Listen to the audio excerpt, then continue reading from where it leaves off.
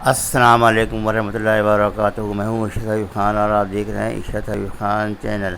आज के वीडियो में हज़रत आसिया का वाक़या है जो कि फ़िरौन की बीवी थी और जिन्होंने हज़रत मूसा अलैहिस्सलाम की फ़िरौन से जान बचाई और उसकी परवरिश की। इस वीडियो को आप लास्ट तक देखें और अगर पसंद आ जाए तो लाइक करें, शेयर करें और सब्सक्राइब करने के बाद ईमान के खातिर अपनी जान कुर्बान करने वाली एक दिलेर खातून जिसने मूसा अलैहिस्सलाम की परवरिश की और बचपन में उन्हें फ़िरौन के जुल्म जबर से बचाया। लेकिन जब उस खातून ने अल्लाह पर ईमान लाया तो फ़िरौन ने उसके साथ क्या सलूक किया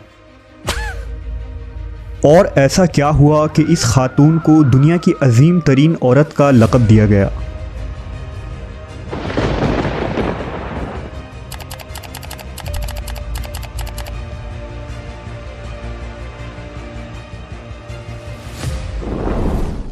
फ़िरौन मिस्र का एक ज़ालिम व जाबिर बादशाह था। उसने मिस्र में आबाद कौम बनी इसराइल को ग़ुलाम बना रखा था और उन पर जुल्म के पहाड़ तोड़ता था।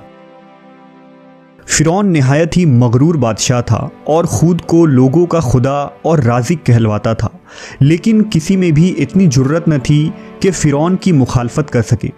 लिहाजा अल्लाह ने फ़िरौन के ख़ात्मे का इरादा किया तो बनी इसराइल में हज़रत मूसा अलैहिस्सलाम की पैदाइश हुई। जब मूसा अलैहिस्सलाम की पैदाइश हुई तो उन दिनों फ़िरौन ने अपने सिपाहियों को ये हुक्म दे रखा था कि बनी इसराइल में जो लड़का भी पैदा हो उसे कत्ल कर दिया जाए।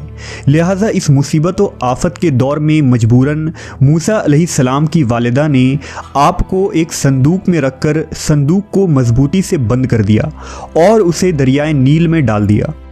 दरिया से निकलकर एक नहर फ़िरौन के महल के नीचे बहती थी। अल्लाह की कुदरत ये हुई कि ये संदूक दरियाए नील से बहते हुए उस नहर में चला गया। उस वक्त नहर के किनारे फ़िरौन की बीवी आसिया बिनते मुज़ाहिम बैठकर नहर का नज़ारा कर रही थी। आसिया एक खूबसूरत और नेक दिल खातून थी और वो किसी बीमारी से शदीद तकलीफ़ में थी। फ़िरौन ने इसका बहुत कुछ इलाज कराया था मगर वो नाकाम रहा। कहते हैं कि काहिनों ने उसे बताया था कि ए फ़िरौन, हम पेशन गोई करते हैं कि इस दरिया में से एक आदमी तेरे महल में दाखिल होगा। अगर उसके मुंह की राल इस बीमार खातून के जिस्म पर मली जाएगी तो उसे शफा हो जाएगा। चुनांचा जब नहर में बहते इस संदूक पर आसिया की नज़र पड़ी तो उसने मुलाजमीन को उसे निकालने का हुक्म दिया। जब उस संदूक को पानी से निकाला गया और उसे खोला गया और मलका ने इस बच्चे को देखा तो उसे यूं महसूस हुआ कि एक बिजली सी चमकी है जिसने उसके दिल को मुनव्वर कर दिया है। आसिया के दिल में इस बच्चे की मोहब्बत ने घर बना लिया। इस बच्चे का लौबे दहन जैसे ही उनके हाथों पर पड़ा तो उन्हें शिफा हो गई। फ़िरौन की बीवी आसिया की बदन से कोई लड़का न था और वो बे औलाद थी। लिहाजा इस पाक दिल खातून की ममता जाग उठी और उसने मूसा अलैहिस्सलाम को गोद ले ली। इस तरह अल्लाह की कुदरत से मूसा अलैहिस्सलाम की परवरिश उसी फ़िरौन के महल में हुई जिसने आप अलैहिस्सलाम के हाथों से हलाक होना था। दरअसल लफ्ज़ फ़िरौन उस दौर में मिस्र के बादशाह का लक़ब हुआ करता था। मूसा अलैहिस्सलाम के क़िस्से के सिलसिले में दो फ़िरौनों का ज़िक्र आता है। एक वो जिसके ज़माने में आप पैदा हुए और जिसके घर में आपने परवरिश पाई, और दूसरा वो जिसके पास आप ईमान की दावत और बनी इसराइल की आज़ादी का मुतालबा लेकर गए और जो समुंदर में गर्क हो गया। लिहाजा बीबी आसिया का खाविंद जिसने मूसा अलैहिस्सलाम को अपने महल में रखा, इस फ़िरौन का नाम रामेसस सानी बताया जाता है। दरअसल बीबी आसिया रयान बिन वलीद की पोती थी। रयान बिन वलीद वही बादशाह था जो यूसुफ अलैहिस्सलाम के दौर में अजीज़ मिस्र था और उसने हज़रत यूसुफ पर ईमान भी लाया था। जब मिस्र पर क़िब्ती ख़ानदान की हुकूमत आई तो फ़िरौन ने अपनी ताकत के ज़ोर पर बीबी आसिया से शादी कर ली और उन्हें धमकी दी कि अगर उन्होंने शादी से इनकार किया तो उनके वालिदैन को कत्ल कर दिया जाएगा। लेकिन शादी के बाद भी अल्लाह ने हज़रत आसिया को फ़िरौन के शर से महफूज रखा और वो आप पर कादिर न हो सका। मवर्रखीन लिखते हैं कि अल्लाह ने फ़िरौन को नामर्द बना दिया था और बाज़ ने लिखा कि फ़िरौन को ऐसी बीमारी थी कि तबीबों ने उसे सारी उम्र सोहबत करने से मना कर दिया था। लिहाजा फ़िरौन कभी भी हज़रत आसिया के करीब ना जा सका। ये भी अल्लाह की एक हिकमत थी ताकि बीबी आसिया फ़िरौन के नापाक जिस्म से महफूज रह सके। बहरहाल हज़रत मूसा की परवरिश फ़िरौन के महल में किसी शाही फ़र्द या शहज़ादे के मानिंद हुई।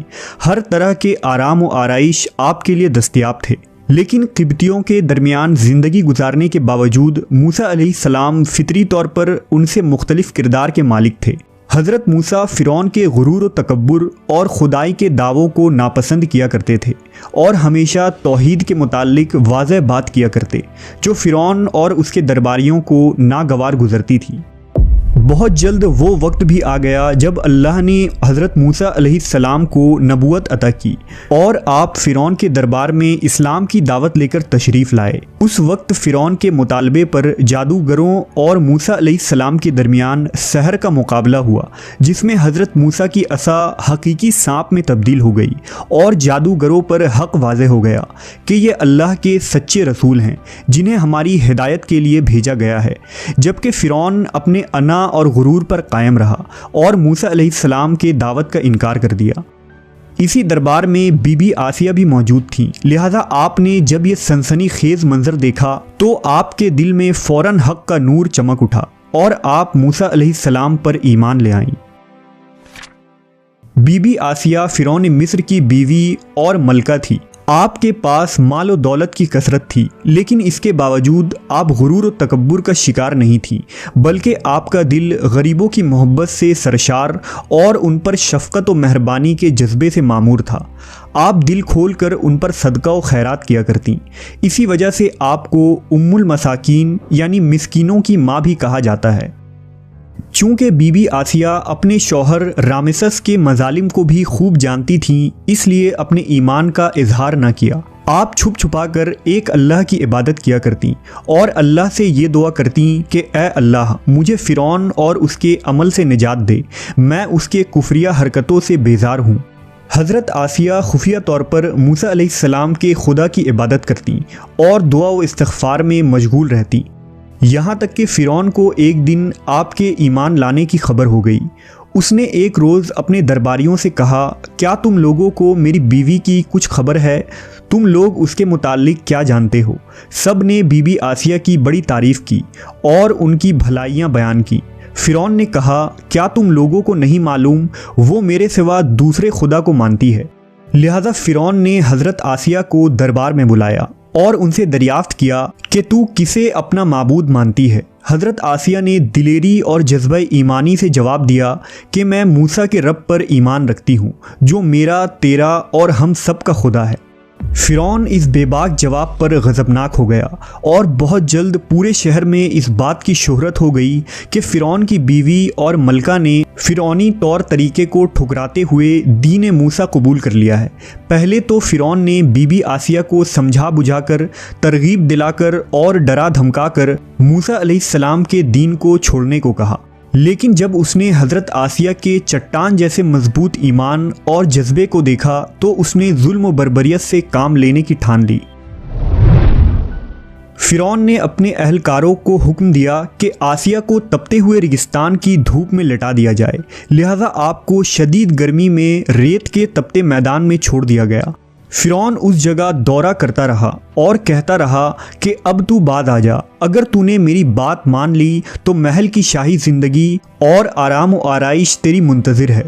मगर हज़रत आसिया पर इसका कोई असर न हुआ, क्योंकि आपको जन्नत के उस लाफ़ानी मोहल्लात पर ईमान था जो अल्लाह ने उन्हें अता करने का वादा किया था।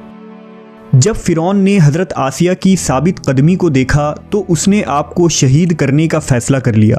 उसने अपने सिपाहियों को हुक्म दिया कि बड़ी से बड़ी चट्टान कहीं से उठा लाओ और आसिया को चित लिटाओ और वो चट्टान उस पर गिरा दो। लिहाजा जब ये लोग पत्थर लाए और हज़रत आसिया को लिटाया गया तो आपने आसमान की तरफ निगाह उठाई तो परवरदिगार ने हिजाब हटा दिए और जन्नत को और वहाँ जो महल उनके लिए बनाया गया था उसे उन्होंने अपनी आँखों से देख लिया। आखिरकार उस पत्थर को आप पर गिरा दी गई और आपकी रूह परवास कर गई। हज़रत आसिया के फ़ज़ाइल अहादीस मुबारका में कुछ इन अल्फाज से आए हैं कि रसूलुल्लाह सल्लल्लाहु अलैहि वसल्लम ने फरमाया, मर्दों में से तो बहुत से दर्जा कमाल तक पहुँचे, लेकिन औरतों में से सिवाय फ़िरौन की बीवी आसिया और ईसा अलैहिस्सलाम की वालिदा मरियम बिनते इमरान के और कोई औरत दर्जा कमाल तक नहीं पहुँची।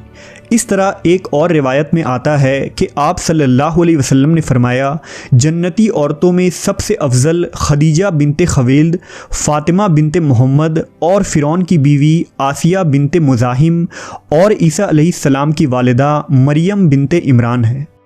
एक रिवायत में आता है कि बीबी आसिया का निकाह जन्नत में हज़रत मोहम्मद सल्लल्लाहु अलैहि वसल्लम से होगा। लिहाजा रिवायत है कि रसूलुल्लाह सल्लल्लाहु अलैहि वसल्लम ने फरमाया, जन्नत में मेरा निकाह मरियम बिनते इमरान, मूसा की बहन कुलसूम और फ़िरौन की बीवी आसिया के साथ होगा। हमने देखा कि हज़रत आसिया ऐसी हुकूमत के साथ ऐसे दरबार के अंदर इस कदर माल व दौलत, इताअत गुज़ार ग़ुलाम और कनीज़ों के साथ में एक बेहतरीन ज़िंदगी थी, लेकिन उन्होंने हक़ को कबूल किया और मूसा अलैहिस्सलाम के दीन पर ईमान ले आई।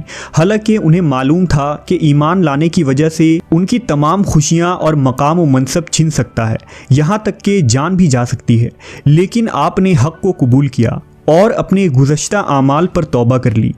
बिलाशुबा तौबा करना और ईमान पर मजबूती से कायम रहना कोई आसान अमल नहीं, लेकिन जो शख्स भी इस दुनिया की मुश्किलात से गुज़र कर अल्लाह की इताअत करेगा और इंसानों के बजाय अल्लाह से डरेगा तो आखिरत में उसके लिए बेहतरीन लाफानी ज़िंदगी है।